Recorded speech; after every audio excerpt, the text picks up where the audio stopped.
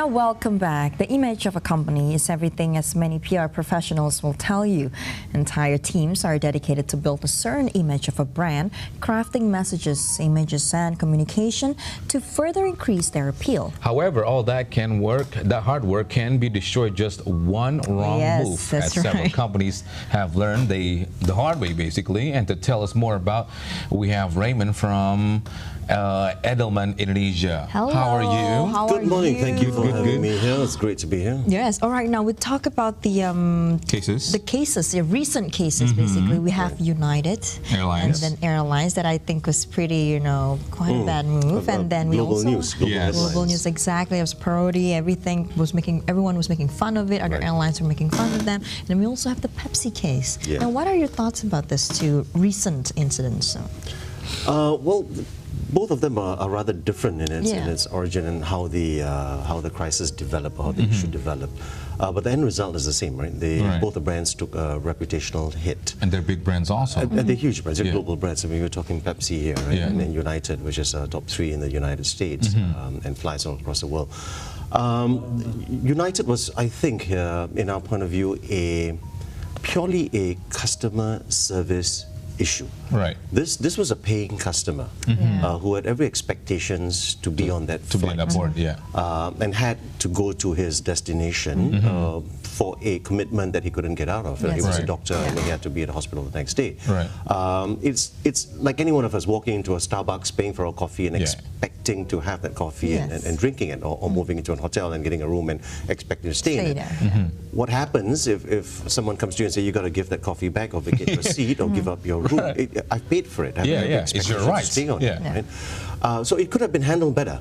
It was a process issue that was made worse by the excessive use of force with no regards for the customer right? And generally United and all the other brands that are in the service industry focuses on its customer. Customers first, that's usually what they say, It has to be, right? Your business is customer focused. It's a service industry. And in that respect, I think they lost a little bit of focus, lost a lot of focus on doing what's right for the customer. Right. So if you reverse the situation, and if it was a CEO in that position, would that be tolerated? Obviously not. So processes were followed, I think, a bit too rigidly, with no humanity put into that process. And what was more important is that issue could have been handled a lot better. A lot smoother. An issue is escalated then to a crisis. And I think that's a key learning, right? In PR speak, there is an issue and there is a crisis. An issue, if handled well, will remain an issue and will be sorted out, or hopefully pulled down to a normal level very quickly. But if you let an issue escalate, then it becomes a crisis, and that takes on a whole different spin. But they gave an option, like for example, okay, 5 person needs to be off board because we have to carry the crew, and they give options to give money and then also to stay in a hotel. They also offered to increase the amount of money, but the passenger did not want to follow the they did not want to give in at all. But in this case, who do you think is at fault, though? Well, it's certainly not the passenger. All right. Right? He was randomly chosen, and I think that he had every right to expect. They picked the wrong person. He was a doctor. Possibly, but as passengers waiting to go back home for your work, for your loved ones, you have expectations to fly, right? And again, I said, I think that passenger wouldn't mind giving up his seat if it was an emergency situation. I think none of us would. But we're talking about accommodating 4 crew members who could have easily driven to their location in 5 hours. If you want to look at that, or put them into a later flight. So there were other options available to the brand, which was not taken. But what was more, I think, damaging to the brand was the CEO, the leader of the company, making rather callous statements. Firstly, it wasn't sincere, and it wasn't done in the fastest way possible. The first 2 statements came out in the first 48 hours. Didn't show remorse. And the first rule of crisis communication is empathy. Empathy, right. Show compassion. Yeah. That's the first thing that the 4 C's in crisis call. Show compassion and empathy to what's going on. Right? In fact, he actually did mention that the employees were actually following the rules and the regulations from the plane itself. So, you know, it's not any of the employees' fault. He did actually state that within the 48 hours before he actually sent another heartfelt apology, right, on Tuesday. But on that same note, he did say that the doctor was belligerent and disruptive. All right, and the videos didn't point to any of those. That's true. So whether he was misinformed or you know, whether that was some advisors giving him the wrong advice, that certainly wasn't compassion that was coming out. That's true. And there were also articles coming out on how the passenger itself had dark past. You know, he was this and that, which was unnecessary. Which was unnecessary. But do you think it was they released that news, you know, in order to defend the airline, or so that's interesting. They may have. That's counter, but again, it backfired. To me, it seemed that the advisors went a little bit overboard here. It was a simple issue. Apologize. Visit the doctor in the hospital. Say you're sorry that happened. Show compassion. I agree. Tell the public what are the procedures that needed to be reviewed so that this will never happen again. Use of excessive force, you know, on board an airline for a paying customer in any situation, not just airlines, should not be tolerated. Right? But there are many issues sometimes also. They're big airlines, right? They're going to show how powerful they are. We're going to stand with our rights. We have the regulations. This guy with the background of because he was this and that, and they want to use that power. Was that wrong as a PR, for example, team? That's interesting. So bigger brands, large global brands, perhaps feel that they have that mandate or that they have the power to do that, right? And this is just not in the United case, across the board, right? Top-down directional sort of approach that I provide you essential services or essential products or product that's ubiquitous, and therefore you take what I tell you, right? Not true. Communications has pivoted, So previously it was the pyramid, top-down influencer model. We call it the diamond of influence in Element. It's now a bottom-up, horizontal communications model, right? So consumers are becoming social activists. You see it here. You see it exactly in this instance where consumers took a stand, not only catalyzed by this incident, catalyzed, but overall towards how they were being treated by these big brands. That was interesting. Right. Just always spoke about the crisis of United, but now we're going to get into Pepsi. Now, what's the difference between Pepsi and United, though, in this case? So it's interesting in the Pepsi case. Pepsi as a brand speaks to the next generation, the young generation, the millennials, right? From what we understand is there was, of course, a brainstorming in terms of positioning Pepsi on the next campaign, and they finally moved on to hire, you know, one of the Kardashians. Kendall Jenner. Kendall there. Yes, I'm a big fan of her, you know.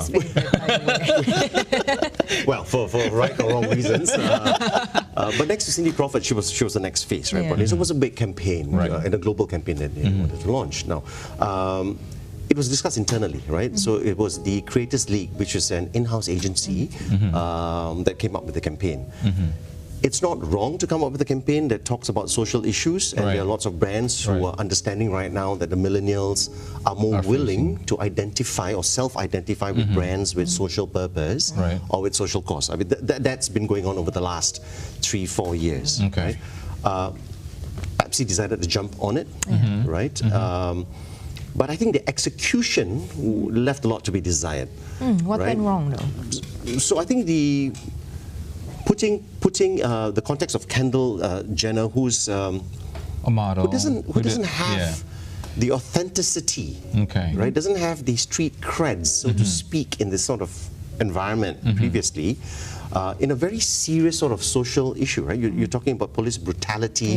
You're talking about Black Lives Matter. You're talking about very serious issues in there, and it seems to us that Pepsi trend-jacked or social cause jacked the issue, trivialized the matter, and that was painful. Trivializing a serious matter got a lot of people rather upset, and the choice of the brand ambassador for that serious issue didn't quite sit But for example, as a team, before they launch the product, I'm sure there have been meetings or, hey, what's the effect of this and that? Were they ready for this? No, so this is the discussion that's going on in the ad sphere or in the communication sphere.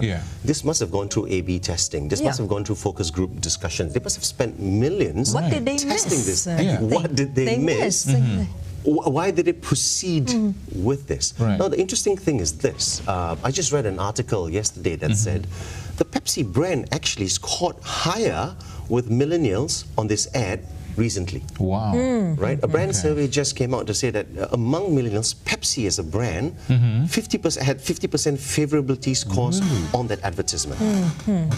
Kendall Jenner, to your much to your disappointment, has taken a hit.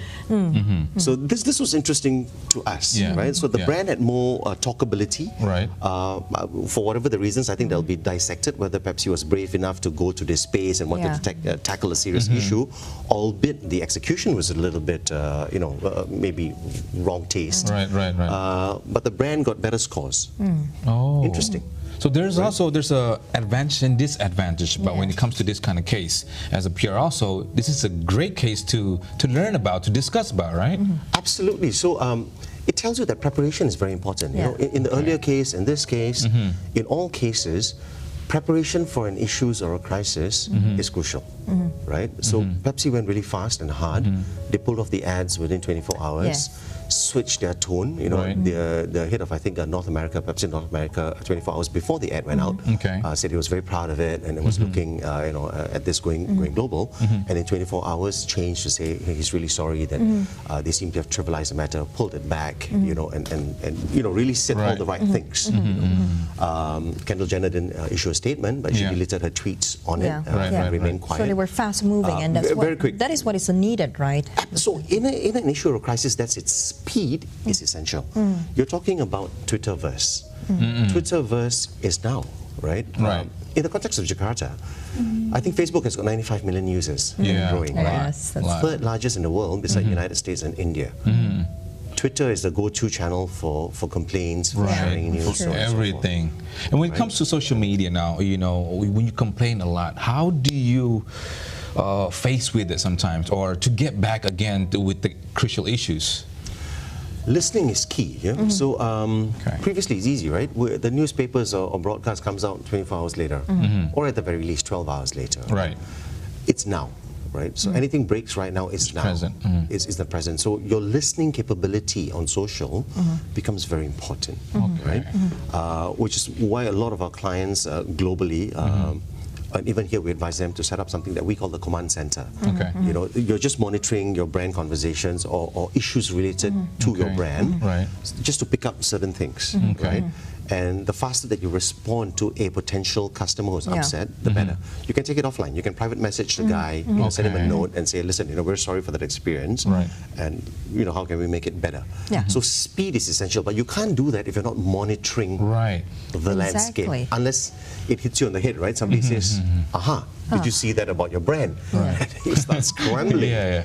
But in the case of United, there are probably thousands of people that have been backlashing them. How do you actually confront them one by one and apologize and all that? In their case, and to stop the video, or to stop it going viral, because this is basically used on social media as a platform, right? Whereas, let's say like Pepsi, it's easy for them to take down the advertisement. But I think for United's case, though, what's done cannot be undone right now. The passengers already, treated in the hospital. He's had, he's also, I think, has an attorney for himself already.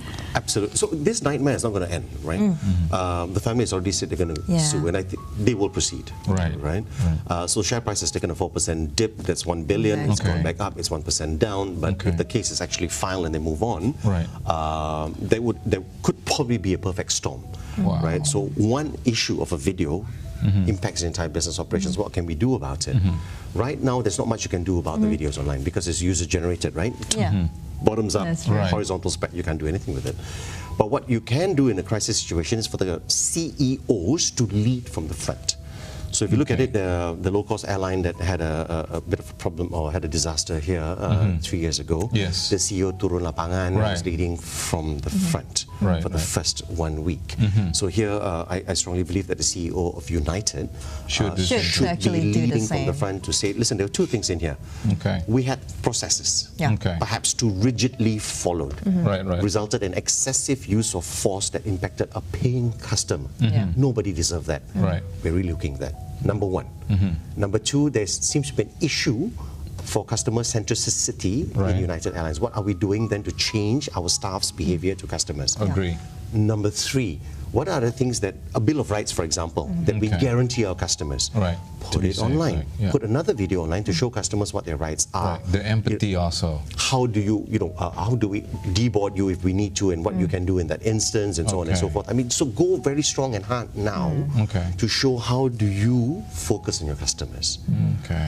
Because it is a service company anyways, you are selling your services to people, so they should be number one. All right, Raymond, we ran out of time, unfortunately. A lot more to Thank you very much for sharing with us. And it's been learning also, being a PR or how to get back up again. But even for us personally, how do we, let's say, face backlash from people as well, and also, social media and all that? I can just say speed and compassion. Speed and compassion. Remember that, okay? All right, this is Raymond here. Thank you so much, Raymond. Thank you, guys. It was a pleasure. Thank you very much, Raymond. Thank you.